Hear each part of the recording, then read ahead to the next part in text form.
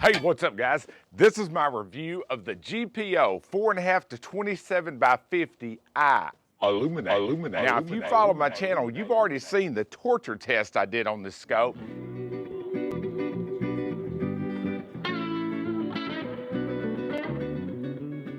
And there's a lot about this scope that I want to share with you guys towards the end of the video. But for right now, let's look at it up close. Let me show you how this thing performed at the range. And it was a day that it was really foggy and overcast.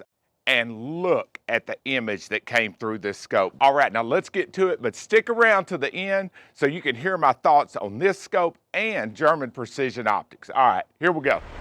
All right, there's a quick look at it. You can kind of see the fit and finish on this thing. And it has an acrylic flip-up eyepiece cover on the front that I really like. Now the eyepiece diopter is marked right here. See the hash marks? That way you can repeat it. If you hand the gun to somebody else and they want to adjust it for their eye, you can turn it right back, and it's a lot easier than some other ones that aren't marked like this. The magnification has a throw lever. It goes 180 degrees from side to side. And just like the eyepiece, it's super smooth. Now, all the images here are done at 100 yards, and this is it going from the lowest power to the highest power. Look how it doesn't shut down. It doesn't tunnel. You get the full field of view regardless of where you turn the magnification. This is extremely rare in a scope. Now, here's just a couple of static images done at 100 yards. You can see on that mil target, the black dots. The bottom two are 2 mils apart. From the middle to the top is 3 mils apart. Now this thing focuses all the way down and parallaxes down to 25 meters, and it's very precise. I tested it out at the range. It has a side illumination that's stepless.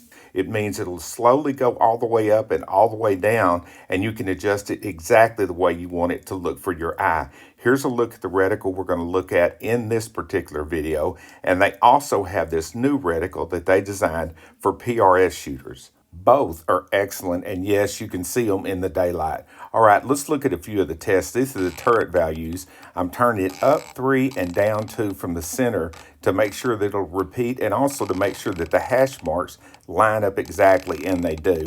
If you'll slow this down and look at it, you can see for yourself just how accurate this thing is. Now right here, I'm just going nuts with it. I just wanted to run it from stop to stop and just screw with it and see if it'll return to where I started.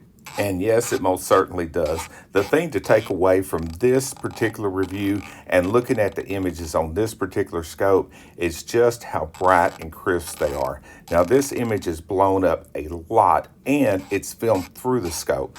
With your naked eye, it's even better than that. Now right here's the top turret. You can see the revolution counter on top, and it's toolless to reset the turret. You just undo the cap, pull it up, and that exposes the zero stop. It's a brass zero stop. Everything's sealed with O-rings. Everything is precision in the scope. And if you don't want to use the zero stop, you just take it off. That's what I did when I was doing the test. Quick listen to what the side turrets sound like. Everything about it is nice and crisp. Now right here, I'm going to do the box test. I'm running it 1 revolution in each direction. Again, I was just continuously blown away by the image I got through this thing. I'm going to bring it right back to 0, and then we'll do the next test. But look how it moves. I mean, it is flawless in every way when it comes to the test and the glass. Here's the vertical travel, and watch as I do this test and the horizontal test. You can see the internal assembly moving.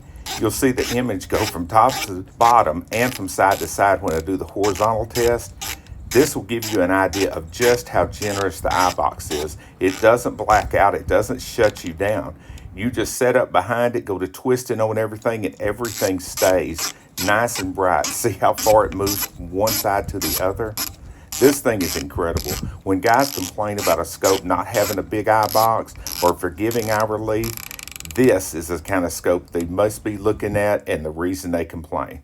Here's a box test in the opposite direction, just to verify that everything's moving like it should, and it is. All right, getting ready to put the kids up for the night because they're not going to want to see this stuff. The nipple twister coming up on this thing. I just randomly crank on the turrets in every direction to make sure it'll return to 0. You saw where it was when I started? Now, this is just me abusing the hell out of this thing. It's got a huge depth of field. Like I say, right here it's focused at 100 yards, but look when it goes down on the birds, just how clear they also look. This is a really, really nice scope. The magnification that I'm doing it at right here, I believe was 12 power, but I haven't zoomed in, so it's kind of hard to say. All right, get ready to crank this thing right back to 0.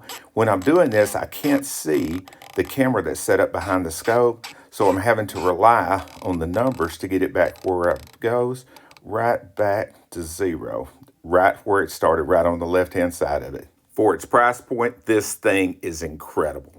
Keep GPO in mind. If the image you get through the scope is as high priority to you as it is to me, you have got to look at these optics.